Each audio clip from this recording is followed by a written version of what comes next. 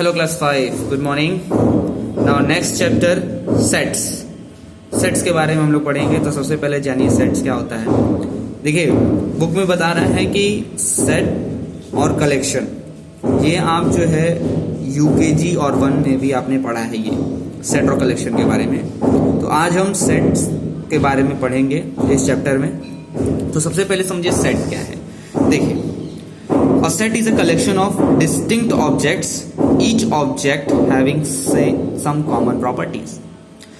Set क्या होता है? कलेक्शन होता है। डिस्टिंक्ट ऑब्जेक्ट्स मतलब अलग अलग ऑब्जेक्ट्स का कलेक्शन होता है। Each object having same common property, लेकिन जो भी ऑब्जेक्ट हमारे पास है उनका सम कॉमन प्रॉपर्टी, उनका कुछ कॉमन प्रॉपर्टी होगा, कुछ कॉमन प्रॉपर्टी होगा। देखिए एग्जांपल के से समझिए।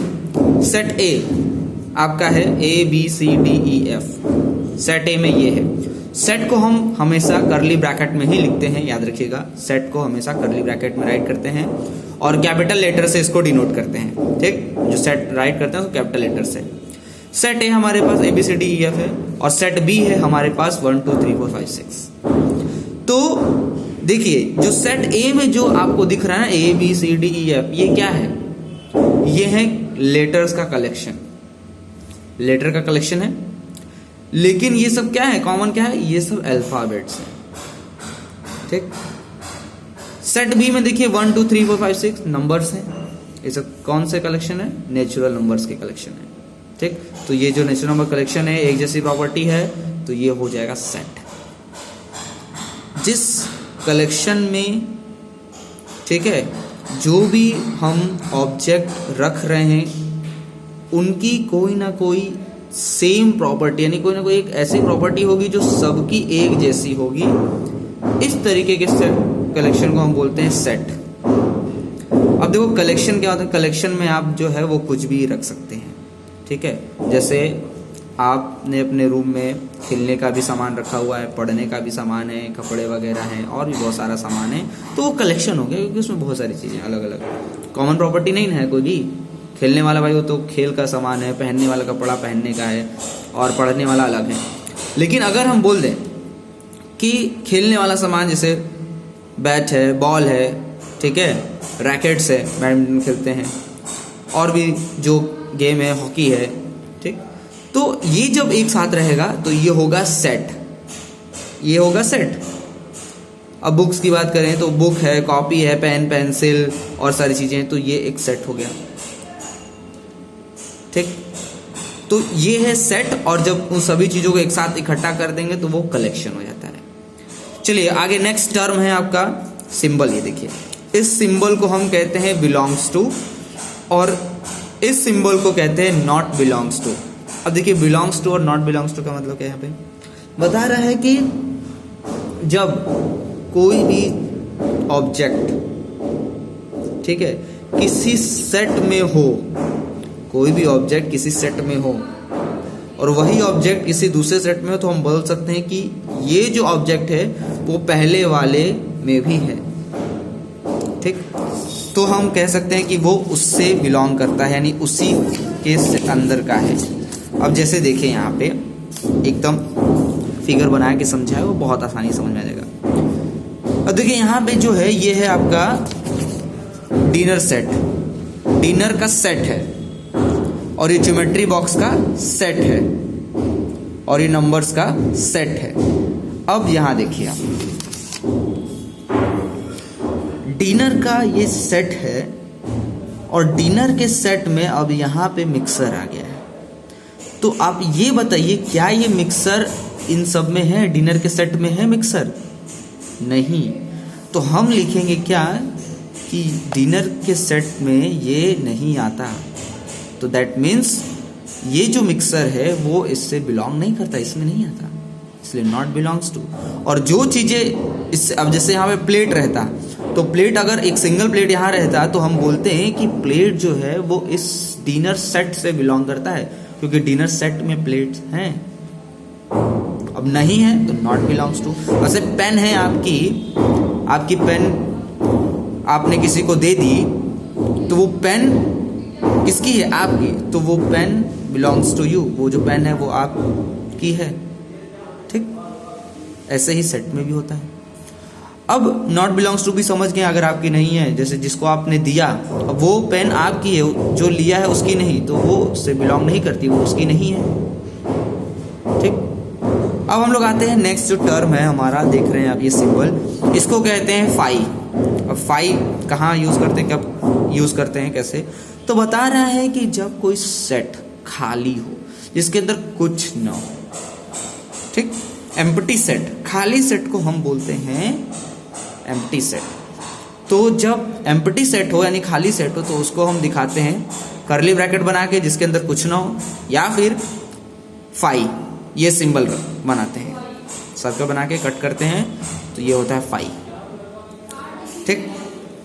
अब देखिए सबसेट, इक्वल सेट और इक्विवेलेंट सेट। सबसेट देखिए, ये है आपका सेट जी, जिसमें कि ज्योमेट्री बॉक्स के ऑब्जेक्ट्स रखे हुए हैं, ठीक। और ये है सेट पी, जिसमें कि पेंसिल, इरेजर और स्केल है। आप ध्यान से देखिए, ज्योमेट्री बॉक्स के जो ऑब्जेक्ट्स हैं और ये सेट पी का जो ऑब्जेक्ट्स है वो देख रहे हैं, आपको कॉमन दिख रहा है ना, रबर, पेंसिल, स्केल दिख रहा है। तो कहने का मतलब जब कोई भी आइटम या ऑब्जेक्ट किसी सेट से मिले, यानी कि कंपेयर करने पे दोनों सेट में हो, तो हम कह सकते हैं, जिसमें कम होगा हम कह सकते हैं उसको कि वो उसका सबसेट है, यानी उसी में से ये निकला है, उसी में से ये बना है। लिखा है ना बच्चे, each item in set P is present in G. Set P का हर एक आइटम ऑब्जेक्ट जो है वो सेट जी में है, तो हम कह सकते हैं कि पी जो है वो सबसेट है जी का, यानी इसी में से आया है, इसी में से बना है, ठीक। तो सबसेट हो गया। अब देखिए कॉपी में भी कैसे राइट करेंगे, 5 तक तो राइट कर लेंगे। When a set does not have any items in it is called an empty set and is shown by the symbol, ठीक है। सेट दिखाएंगे एम्प्टी सेट और या फिर 5। अब यहाँ पे वही सबसेट बताया था ज्योमेट्री बॉक्स से। अब वैसे यहाँ देखिए नंबर से, सेट ए में आपके पास 0 1 2 3 4 10 तक नंबर्स हैं, सेट बी में आपका 1 3 5 7 9 ये नंबर्स हैं। तो सेट बी को आप ध्यान से देखेंगे तो सेट बी के जो एलिमेंट्स हैं, नंबर्स हैं, यानी 1 1 है, 3 3 है, 5 5 7 7 9, यानी कि सेट बी के जो नंबर्स हैं, आइटम्स हैं, ऑब्जेक्ट्स हैं, वो सेट ए में भी हैं। तो हम कह सकते हैं कि सेट बी जो है वो सबसेट है ए का सबसेट है। अब आइए इक्वल सेट, इक्विवेलेंट सेट पे चलते हैं। सबसेट तो हो गया। 2 सेट है आपके पास, सेट ए जिसमें है 0 1 2 3 4 5, सेट बी है इसमें भी 0 1 2 3 4 5, ठीक। और सेट सी है जिसमें है 0 1 3 5 7 9।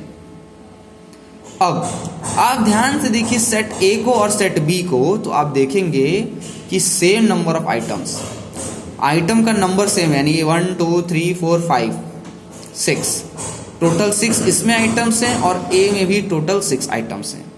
लेकिन एक चीज और आप नोटिस कर रहे हैं कि आइटम्स आर सेम टू, और जो आइटम्स इसमें भी है वही आइटम इसमें, यानी 0 है तो 0, 1 है तो 1, 2 है 2, 3 है 3, 4 है 4, 5 5, यानी जो सेट ए में है वही सेट बी में भी है।